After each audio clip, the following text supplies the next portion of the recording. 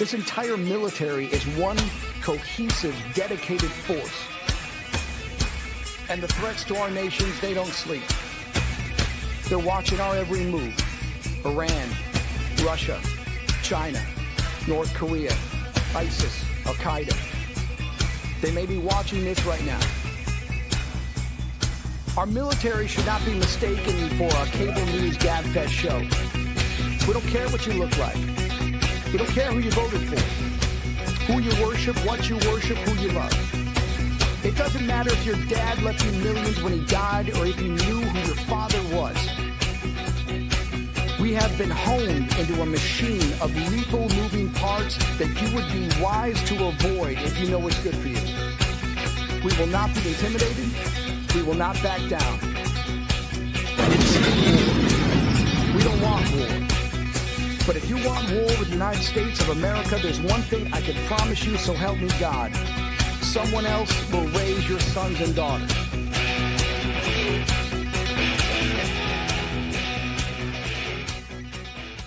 Opinions expressed in this program are those of the speakers and do not necessarily reflect the views or positions of any entities they represent. Find us on. Welcome to the From Pain to Purpose radio show. I'm your host, Eva Fulton. In this show, we explore the incredible journeys of resilience, healing, and transformation. In each episode, we will sit down with individuals who have faced unimaginable struggles and turned their pain into power, heartbreak into hope, and their challenges into meaningful change and finding new purpose in life. Through candid conversations and inspiring stories, we will uncover how pain, whether emotional, physical, mental, or spiritual, can be the catalyst for profound growth and a deeper sense of purpose. So if you are looking for motivation, insight, and real stories of triumph over adversity, you're in the right place. Let's get started on this journey from pain to purpose. Let's give veterans a voice through Military Broadcast Talk. Hey, everybody. How are you doing? Let me get myself back on the screen. There we go. Hey, hope you all are doing well today. Today is Saturday, November 15th, the year of our Lord, 2025. Missed you guys last week. I was out on the road. I was out there traveling 3,500 miles in the last 2 weeks, and I guess in some ways really enjoying the last 2 weeks of furlough. Yes, I was on furlough and back in the office yesterday. And, it's been a journey, but, even being out on the road on Monday did not stop me from hosting a show from my truck. So I was happy to do that. In case y'all are wondering, that's the other show that I'm a co-host on called The Revivalist with Dr. Daryl Hartley. So we are, on a faith-based journey, if you will. And Monday, we will be covering chapter 3 of Genesis. And already we've had, some good conversations with chapter 1 and chapter 2 about some structure and order in life, right? I mean, in some ways, that's really what we are all kind of looking for to some degree, is some commonalities of how do we make sense of things, whether it's, on this journey from pain to purpose, or whether it's our journey in faith and, recovery in things. Could be moral injury, because that's one of the components that we talk about on the Revivalist show. But here on the Pain to Purpose show, I had outlined earlier this year that I really run on like 4 principles or 4 legs of what pain is. And that is physical, mental, emotional, and spiritual. And when you have one of those pain legs start teetering, for lack of a better word, then that makes the rest of the other 3 legs somewhat tenuous as well. And we have to make sure that we shore up those legs of, stability in our lives, because that's when we start, feeling the pain that can cause us to make different decisions that we wouldn't normally make. And we, forget how to communicate. Hey, I shared in one of my shows, that there's a pain theory. Spoon theory. If you look it up, theory of spoons, and we operate some days even from any of those categories, with only so many spoons in a day. But if we can help communicate with people that, hey, I'm working with 10 spoons, then that can let others know that, we have we're struggling with some stuff today. And it's a very good way to be able to communicate that it's not so much physical pain itself, because, there's the happy face kind of icons that you can look at to communicate that.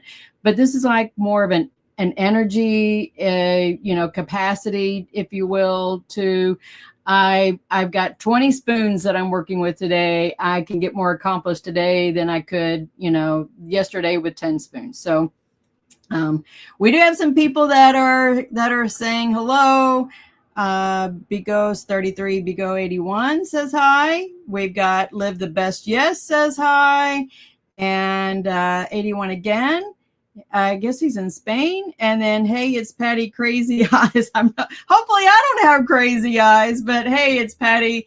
Welcome aboard. So we do have a great guest today. I'm going to go ahead and transition into introducing Mr. Brian Gibson. Probably doesn't like that I'm saying Mr., but I do have respect for my guests and want to make sure that I, identify people. And okay, somebody said they just farted. All right. Well, that's interesting. Thank you for sharing. So anyways, so here we go. We're going to get to our interview of the week, Mr. Brian Gibson. The interview of the week is brought to you by Jersey Mike's, a sub above. Hey, Brian, how are you doing? Oh, sister, I'm doing outstanding. It's a glorious day today. It is. Yes, definitely. I thought that was kind of funny getting some of these comments coming in already. The little characters, I guess. Yeah. Okay. Hey, I got it. It's a bodily function. They've got some digestion problems. I'm so sorry. Go do a cleanse. Yeah. Eat some greens.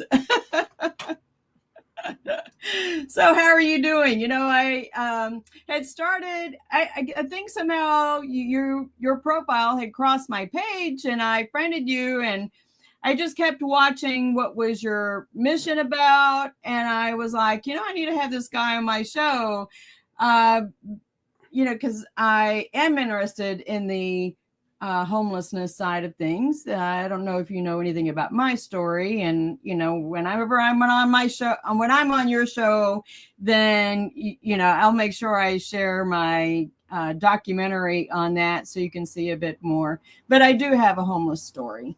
And, the journey and losing everything and, jobs and stuff like that. So, or somebody else had another. I don't need to read that. Sorry. No, I don't, dude. Yeah. Sorry. I don't know why people put these things on there, and I don't have a way to get rid of those things. Anyhow, so let's get into what is your story. Tell us about you. 26-year Army veteran, right? Yeah. Yep. Okay. Well, let's start with my family's history. Is we've been serving the nation since the Revolutionary War. We can go back that far. Okay. My father did 30 years in the United States Navy. So I was born in Traverse City, Michigan, and I graduated high school in Seattle, Washington. Okay. Why did I join the Army? I realized I couldn't swim that well, and as I told my father, my boots, I can walk. I don't need to tread water. Okay. Was that to get out of going into the Navy or something? No. My father had a little bit of pull, and he stuck me and my brothers on a Tiger cruise. I don't know if you know what those are. No. It's where they stick your family can go on like a little cruise on a ship, Okay. on a Navy ship, right? Oh, okay. And my father, to get rid of me and my brothers for the summer, took us from Seattle down to San Francisco out to Hawaii, back to San Francisco, back up to Seattle. Okay. That's when I realized, that's not my life. Okay. Sounds Nope. interesting. Okay.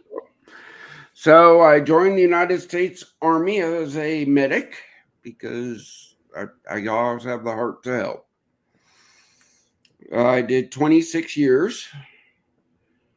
Broke my teeth, quote unquote, in Desert Storm. Yep. I was there, obviously.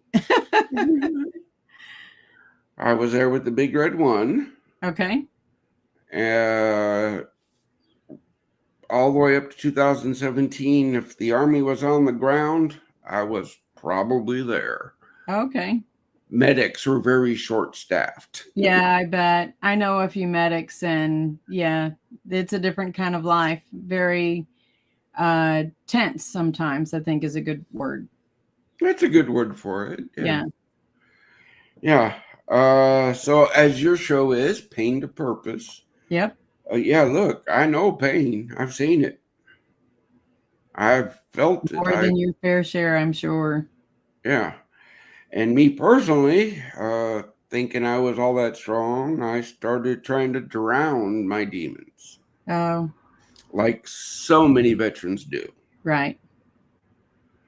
Well, that led to the point where I had a 45 in my mouth.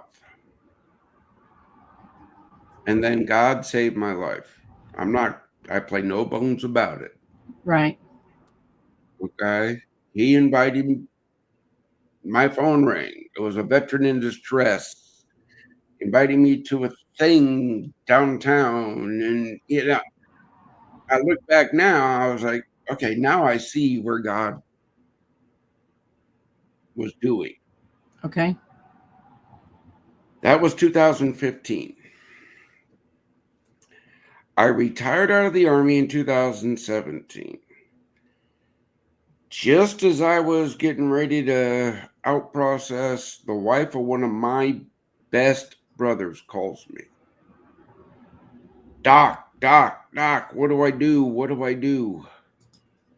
I'm like, take a breath. I need to know what's going on. Eric is hanging in the garage.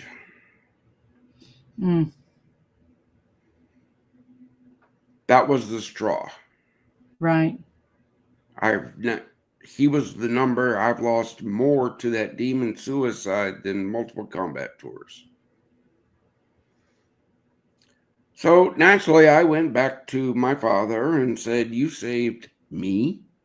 Mm-hmm. Me? For what? And the premise of a safe, secure place for veterans to come and find hope was put on my heart. So in 2018, I started Project Diehard. We are a faith-based, scripture-led veteran nonprofit. There you go. I've got it on screen for folks now too. You should be able to see it. Yeah. We are bringing hope by the power of the Holy Spirit. No joke. We do a monthly fellowship breakfast where we invite the community to come break bread with heroes, and veterans get a free meal. Right? Mm-hmm. Been doing that since that was the first event we started.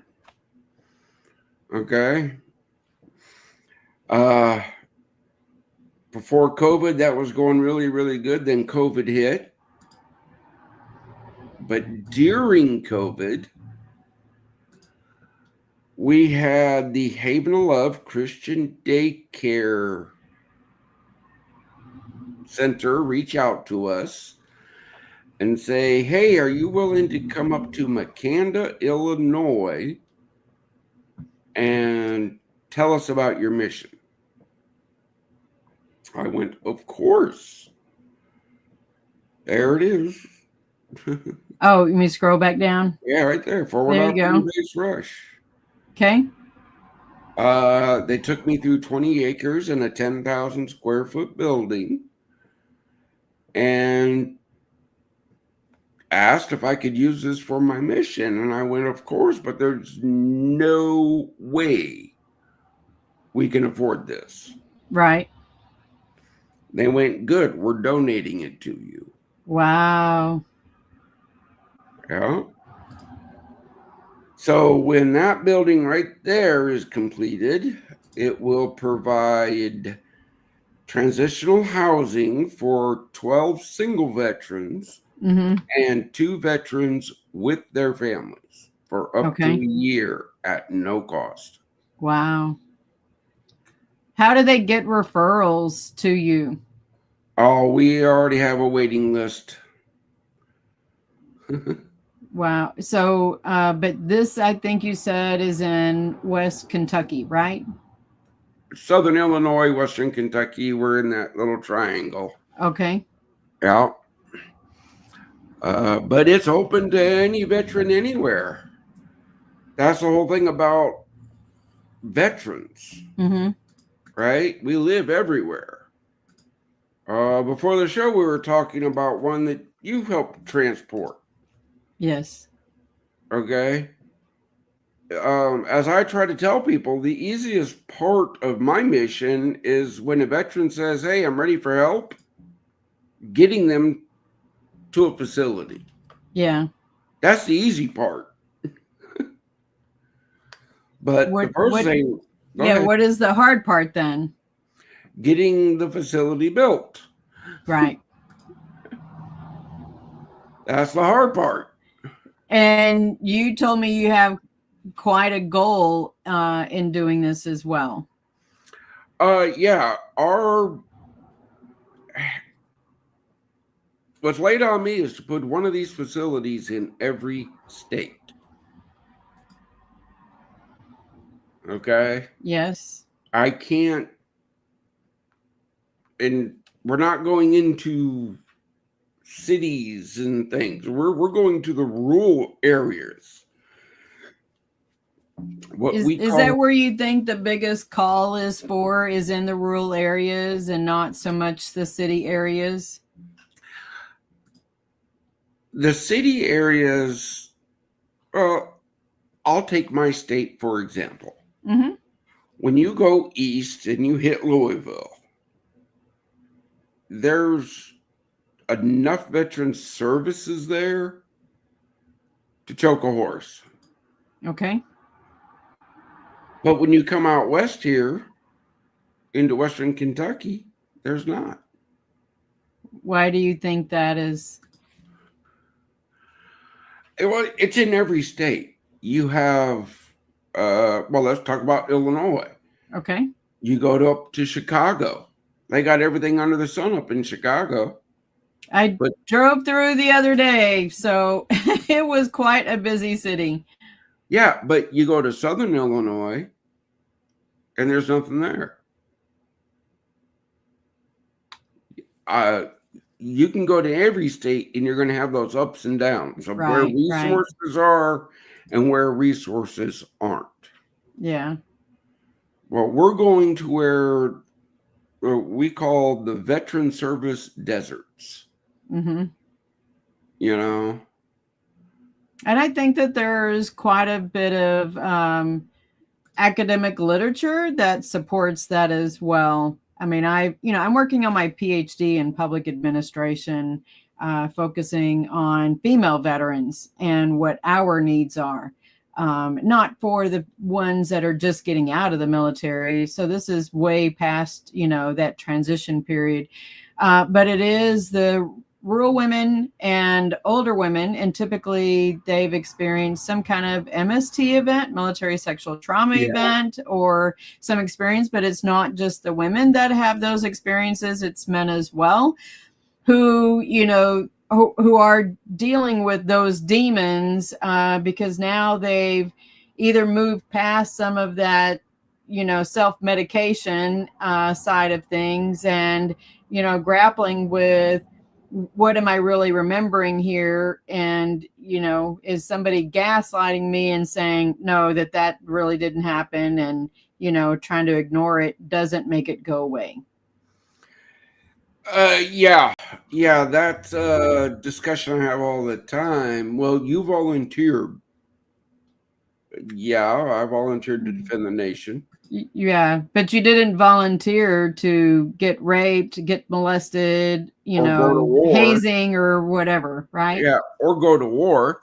Well, I think that we all understand that, yes, there's a possibility of going to war. It's really the consequence of, the moral injury side that it's kill or be killed, that there are actions that you have to take to defend yourself and defend our country. Yeah, there's actions you have to take, but we're trained to do those things, right? Yeah, right. No nation throughout history has ever been able to untrain us. Well, I think that goes with, even the Marines say once a Marine, always a Marine. I mean, the same thing for us as soldiers. We're always soldiers. Yeah. It's that. Again, I go back to this premise of veterans given so much. Mm-hmm. But yet, Veterans Day was just last week, right? Yep, Tuesday. Veterans Day, Memorial Day are every day for me. Yeah, you shared something with me before the show started that you had a couple of unfortunate reports on news from people today. You want to talk about that?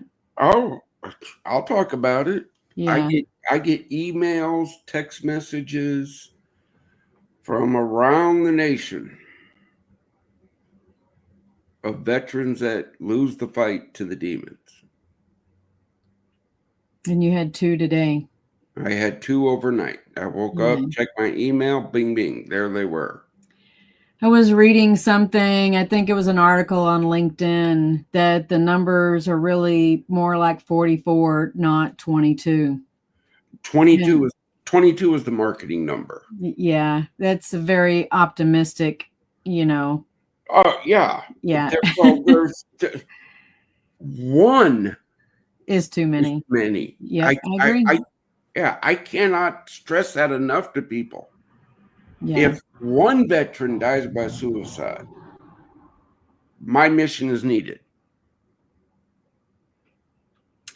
Well, that also means that this mission is needed to give veterans a voice and share. So what's when you knowing that you have a waiting list, how do you help give folks hope in the meantime? Well, right now we do our fellowship breakfast. Okay. That's been going on. We brought that back 4 years ago now. We're averaging about 40 a month coming to see us. Wow. I love it. Before the show we were talking, I swear I got veterans coming to this breakfast that is the only time they get out of their house. What do you think motivates them the most? It's probably not the coffee, it's the camaraderie, right? Yeah. Yeah. It's the time they get to spend with one another. Right. Talking, supporting one another, the fellowship that they have. Yeah. That's our outreach program, our fellowship breakfast. Right. Yesterday, we just kicked off because everybody tells me I have to do more. There's not much more I can do. Okay. Right. Well, if I can work it in, I will. We are so blessed here in Paducah. We have this Patriot-owned coffee company called Meredith Family Grind. Okay. They got 2 locations.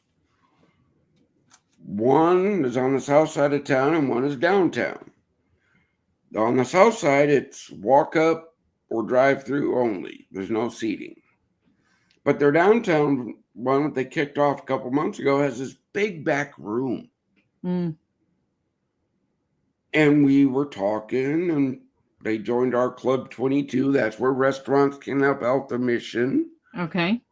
And he goes, you can use this on Fridays. Okay, cool.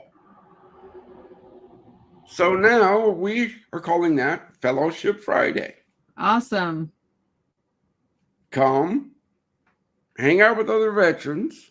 Right.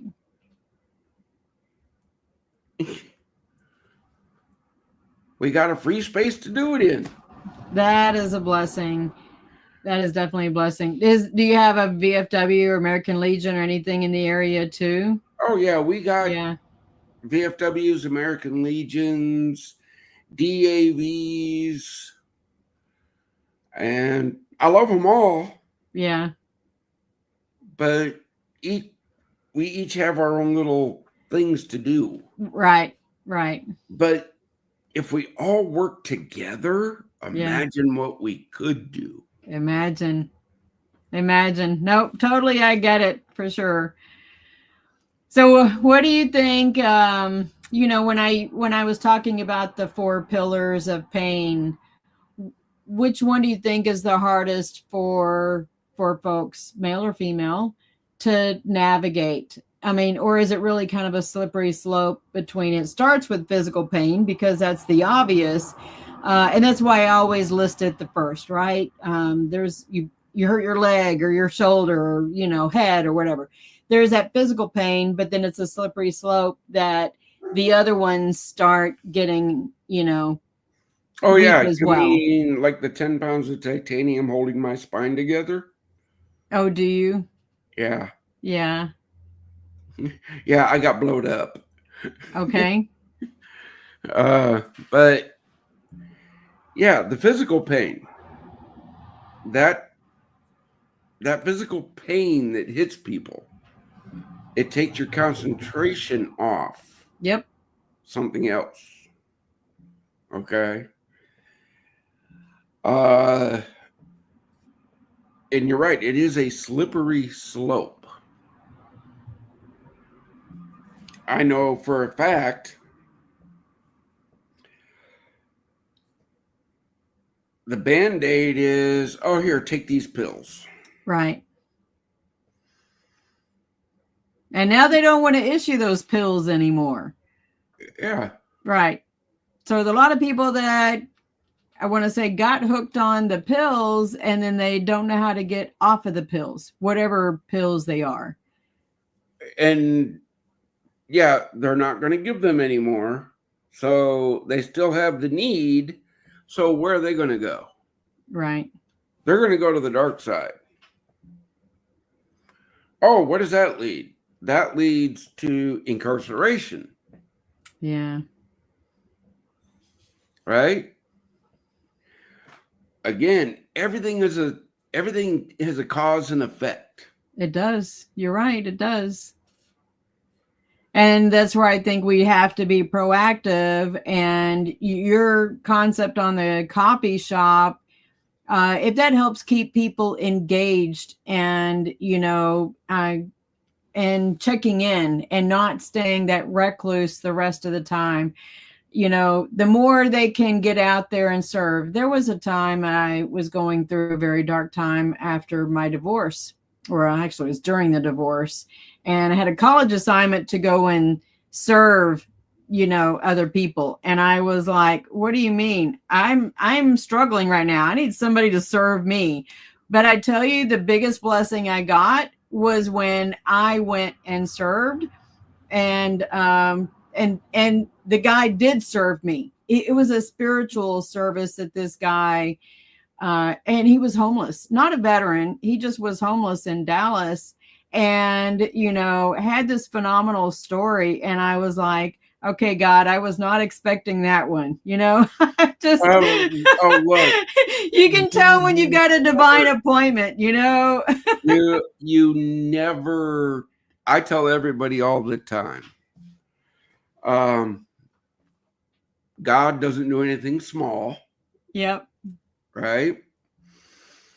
I get people all the time, well, how do I know I'm being called? Feel it here. You're going to know. That's right. Yep. You're going to know it. Like 20 acres in a 10,000 square foot building, right? Donated. Did that take the wind out of my sails? You bet your sweet bippy. Yeah, that would be phenomenal. Yeah. All the way home, I'm on the phone with my team. Praise God, praise God, praise God. Okay? Yep. So I take it you have a board that supports you. Oh, yeah. I know you've talked about you have an IT team that helps you manage things as well. This is not Brian just trying to manage all of this.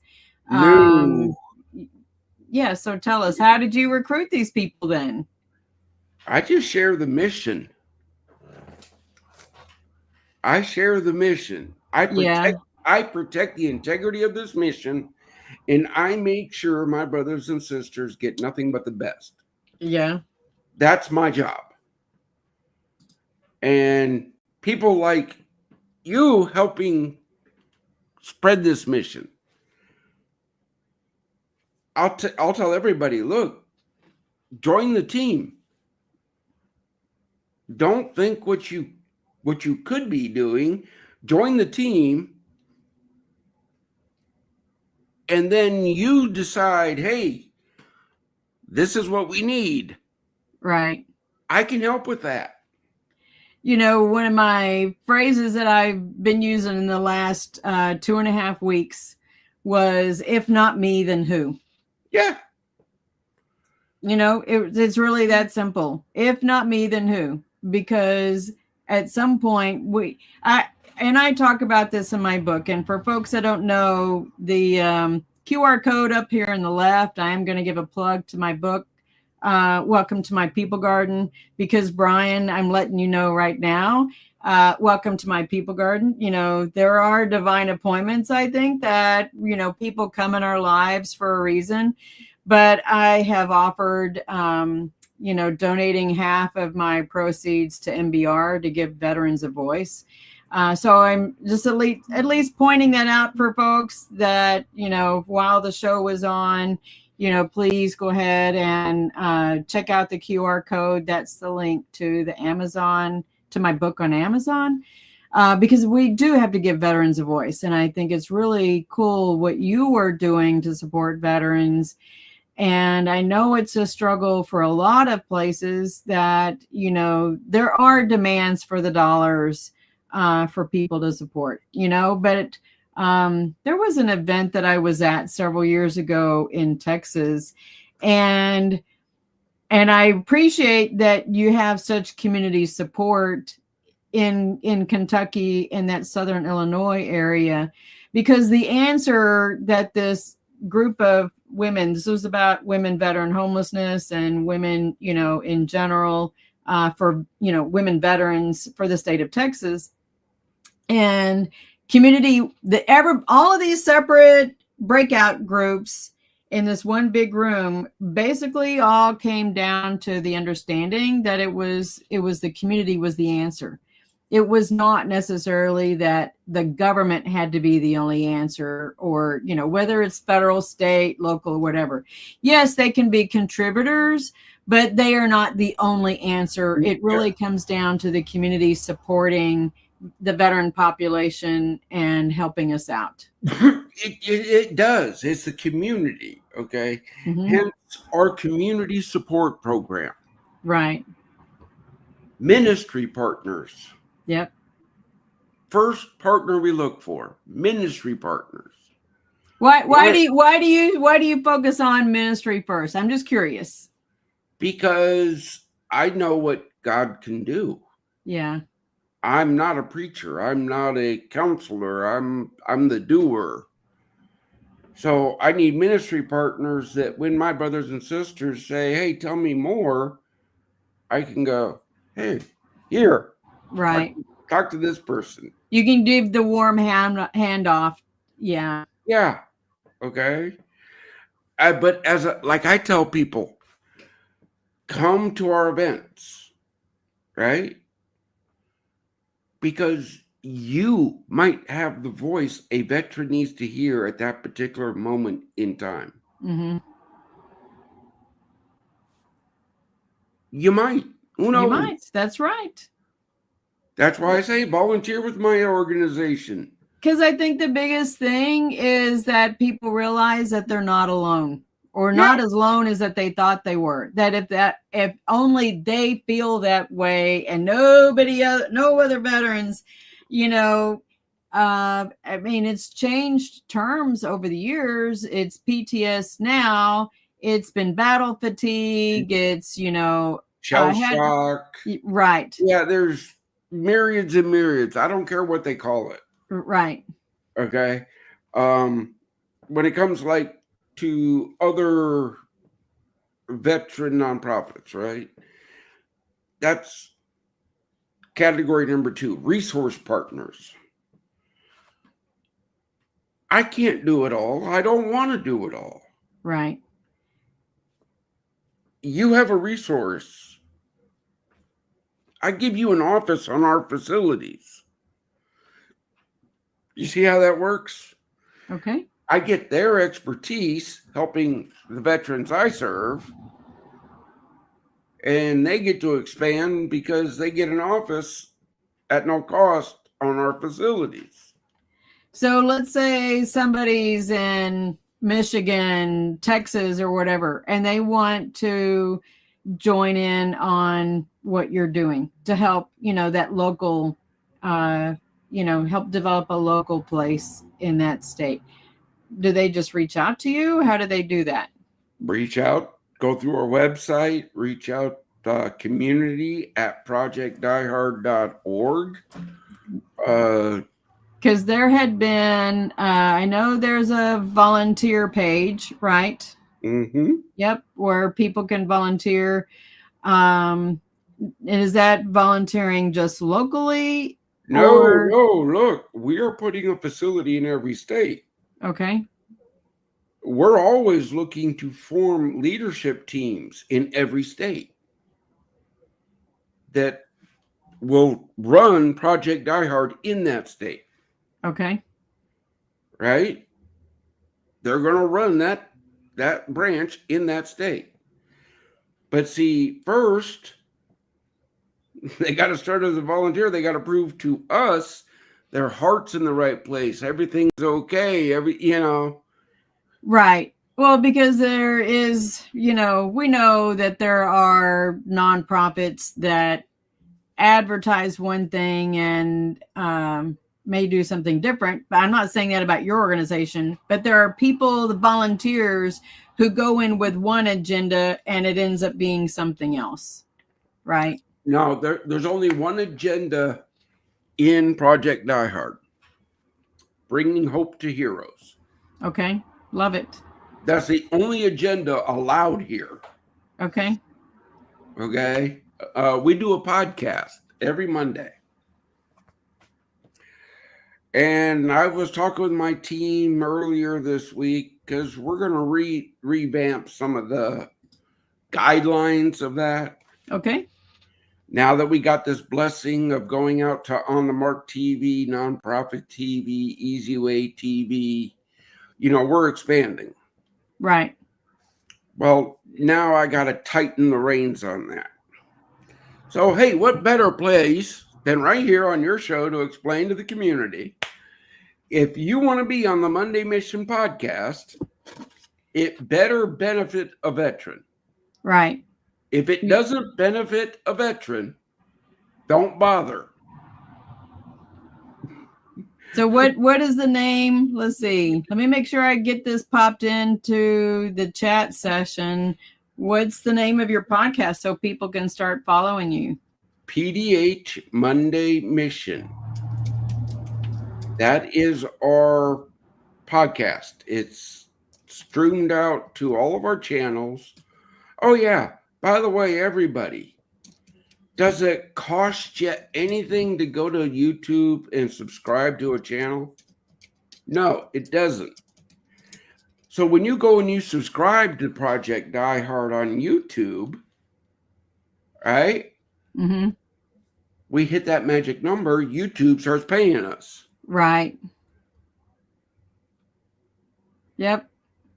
And that helps, right? It helps bring in some of the revenue that you need to support your mission. Oh, I for sure understand. That makes sense. Yeah. I mean, that's, and it doesn't cost you anything. Right. I'm not telling you to hook on the little bell. I don't care if you do or not. Subscribe to the channel. Yep. The same thing for MBR. You know, I have the Mighty People Garden channel. And I have 2 radio shows and my podcast that I do all from the same channel. Yeah. Yeah. Again, our podcast, people said, oh, we want to know. So every Monday I go in and I give a little update. Mm-hmm. This is what we're doing. This is what the needs are. This is our next event. This is, you know, because I believe in full transparency. So let's talk about what I'm gonna go back to sharing the screen again because I want to make sure we get this, that you do have a call to action for folks. Yes, I do have a call for action, folks. Okay. I need, well, I'm not saying I, because I don't take a paycheck. Okay. The mission needs 96 more people to give $22 a month. That covers the current operating expenses of Forward Operating Base Rush. And that's this link right here. Yep. Yep. So which one of these links goes for 22? I'm trying to read this and hold on, I got to get my spectacles here. Okay. PDH facility right there in the middle, the biggest this one. This is the 22. Yep. 22 a month. Well, they all go to the same pot thing. Okay. To the same pot. Those are other fundraisers people set up for our annual fundraiser event. Okay. That happens Memorial Day to the 4th of July every year. That's our Fill the Can Challenge. That's our annual big push. So I'm putting this link in I put it in the chat again for folks to be able to find. Yeah. Okay. 96 people. Okay. If people go to our socials right now, we have been blessed with being, a booth was donated to us at the Paducah Christmas Carnival. Mm-hmm.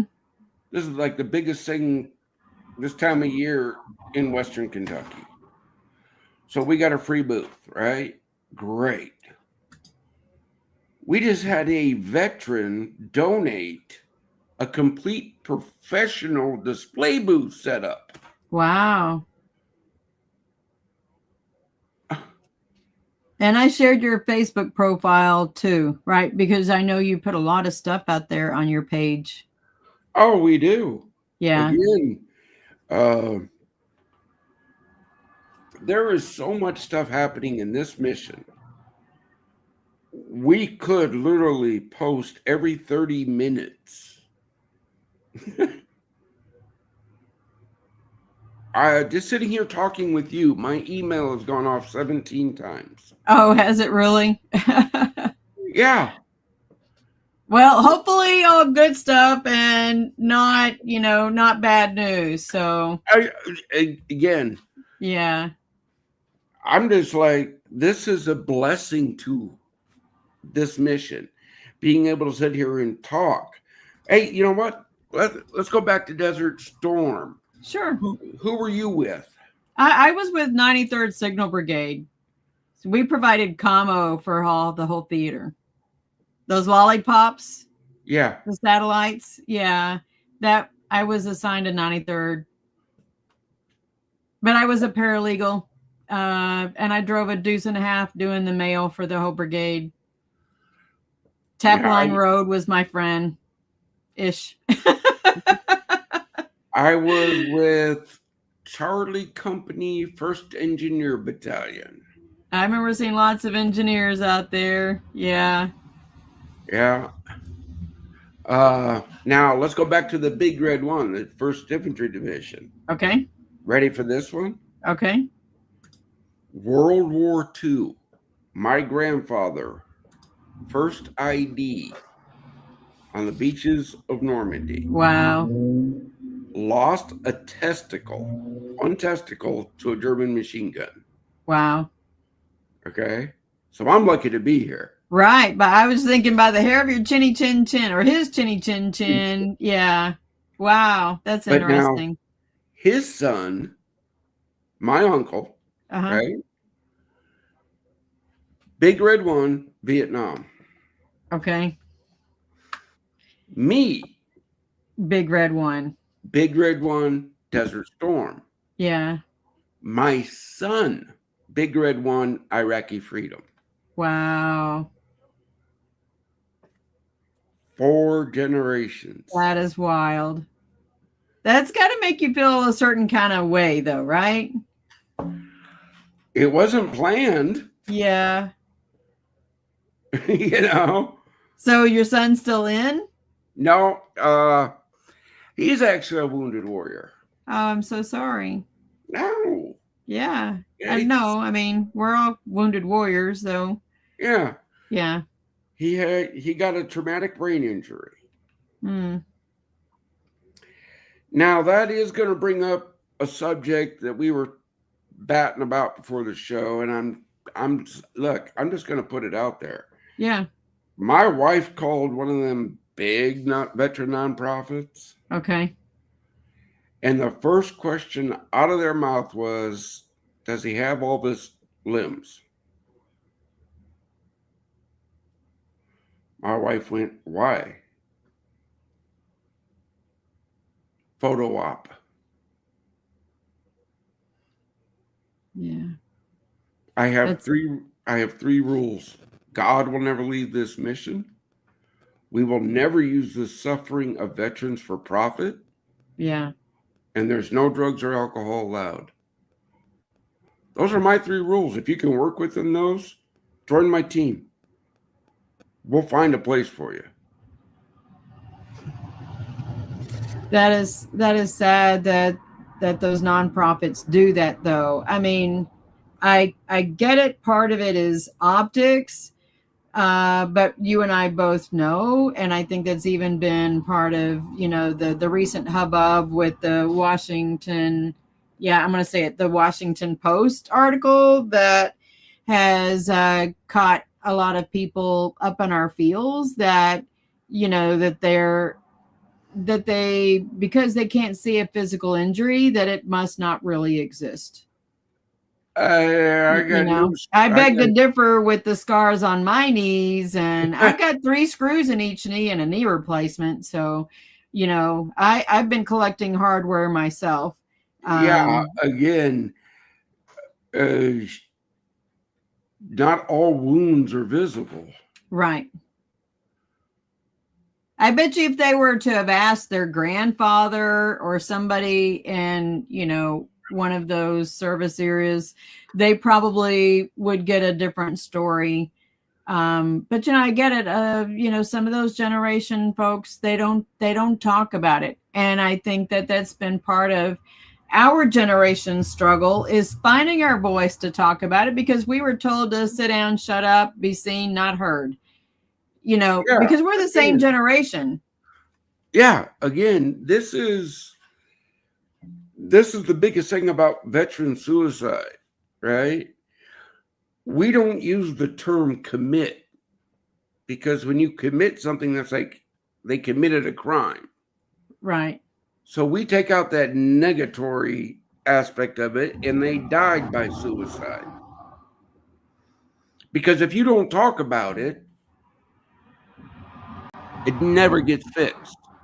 True. I'm sorry that I don't have a sexy subject to talk about.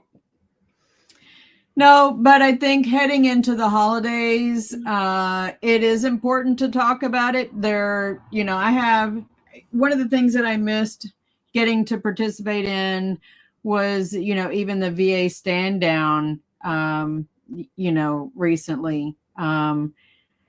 We didn't get to do our boot drive at work. I really missed getting to do the boot and shoe drive that we have been doing for the last however number of years.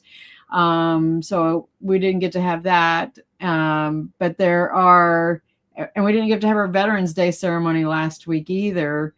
But there are people who count on us as veterans to help each other in this community. I mean, I know that even in this area because I work in DC, that the nonprofits are there to help support us veterans, even with turkeys, the turkey drives that are going on, that the community is there helping. But sometimes we got to get out of our pride. And that's really what it is. We got to get out of our pride and ask for help. And that's where we're going to be the strongest. Just admitting that we need help is half of the battle. Well, we launch this time every year on Veterans Day. We launch it. Mm-hmm. Check your vet. Hashtag check your vet. We launch that every year because of this holiday spike that's going to hit us. Yeah. I think a lot of it has to do even with SAD, where people are not getting out there and getting sunshine. They're depleting their vitamins. They're staying stuck in because it's cold outside. Every excuse under the sun to not take care of ourselves. But I always try to help people remember to go back. In basic training, they taught us the fundamentals of being able to survive. And it's really this application of those same fundamentals that they taught us in basic is applicable to as civilians as well, that it's food, clothing, and shelter. I mean, that's Maslow's, hierarchy. But you've got to stay focused and move by choice, not because somebody told you had to. Yeah, again, that's our facilities are not a permanent fixture for a veteran. Right. They can come, take a class, sit around, get a cup of coffee, talk. If they really, really want the 1-year residence program, there's an application process, right? But we're a hand up, not a handout.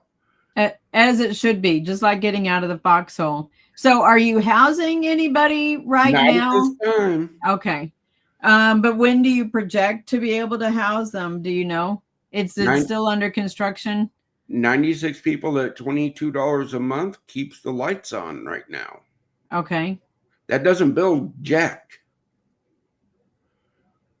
I'm just trying to keep the lights on so it stops coming out of my pocket. Okay. I take nothing from this mission. I want people to understand I'm not bitching about having to cover the light bill. No, I understand that. I'm not. But that's why we need patrons. That's why we need volunteers. That's why we need this voice. We need to get our name out there that says, look, we are here. We're a real nonprofit. Okay. And I think no CEOs here. So you've got your channel that's on Mondays. You got your show, right? People can reach out to you if they want to participate on your show. And I've wait, shared you got that email, didn't you? I did get yes. Yeah. See, folks, I only take the best. Oh, you're so sweet. Thank you. Well, I certainly believe in giving veterans a voice. You know, there are so many, I think, crossovers with mission for us to be able to help support each other. And, you know, if we're all just trying to stay in our lane, then we're not helping anybody, you know? No, look, Yeah.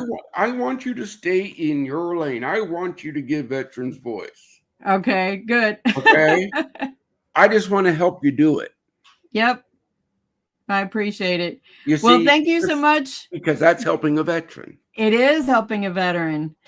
Well, I'm going to go ahead and, thank you so much, Brian, for joining me. Hopefully folks find the links that I've been sharing out there and reach out to you to join your show. And I wish you much success on your mission, quite a lofty mission. And I look forward to watching that progress, as it grows. Thank you, and God bless for this opportunity. Yeah, thank you. So, folks, coming up next week is Doug Peterson. He's a recently published author, and I know him from back in the North Texas area. I think he's even been doing some book signings. So I look forward to having Doug on next Saturday with me. And then coming up, if I can get this one to come off of the screen, come back to this one. My son, Joshua Bailey, is coming up on November 29th. That is his birthday. Josh has quite a story, not only from his experience dealing with me. Sometimes, yes, I can be a handful, but his dad was a veteran as well. He was a 31 Charlie and passed away back in 2014. So I thought it might be good to talk to Josh about, his dad. And coming up in December on the 6th is Joe Bulldog Adcox. He's a trainer. I've had some great conversations with Joe and trying to help keep me on the straight and narrow for focusing on protein.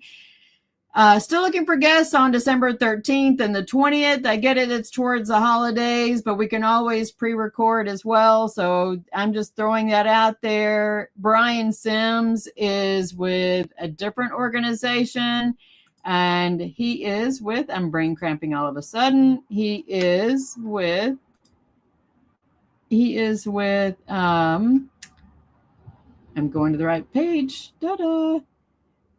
Rebirth USA. Sorry, I didn't have that in my notes. Rebirth USA. I think it's going to be a very timely conversation to have Brian on the 27th in the middle of the holidays. And then my dear friend, Samantha Jean Jasso, had a huge accomplishment this past year. And by that time, so I'm excited to have her join on the show January 3rd. She will be live in person at my house back in Texas. So I'm pretty excited about that. So we are going to finish up 2025 with my word of the year is elevate. So I think we're going to be really, we have been climbing this mountain this year and giving veterans a voice and getting the word out there. So really appreciate everybody joining on. And like I said, if you're interested in being a guest on my show on December 13th or the 20th, let me know. Eva at MB Radio, or feel free to PM me on Facebook is where I'm on the most. So anyways, y'all have a great evening. Be blessed, and see y'all on Monday on the Revitalist Radio Show. Bye. Justice Jackson, they captured Herman Goring alive. Tell me about him. He's the face of the Nazis. I'm gonna put Goring on trial.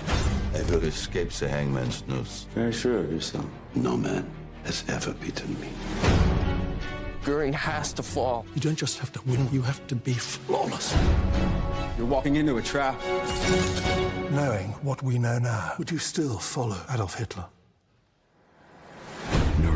Rated PG-13. Now playing only in theaters. Ladies and gentlemen, thank you for tuning in to Military Broadcast Radio. As we wrap up today's show, we want to remind you that the podcast of today's episode will be available right after we go off the air. So if you missed any part of the show or want to listen again, be sure to check it out. And remember, we're here to support and honor our veterans. Your stories and experiences matter, and we are committed to giving you a platform to share them.